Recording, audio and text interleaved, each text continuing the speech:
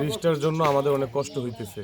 আমরা ফসলি জমি ধান ভুট্টা আলু এগুলি আমরা ঠিকমতো এই ব্রিজের কারণে এখান দিয়ে পরিবহন করতে পারতেছি না, গাড়ি ঘোড়া ঠিকমতো চলাচল করতে পারে না। এরপর বিভিন্ন আসবাবপত্র আমাদের গ্রামের মানুষের বা আমাদের পার্শ্ববর্তী বাজারগুলা তুলে ওইসব গ্রামের মানুষের বিভিন্ন ধরনের লোডিং গাড়ি টাড়ি এগুলি দিক দিয়ে পরিবহন করতে পারতেছে না।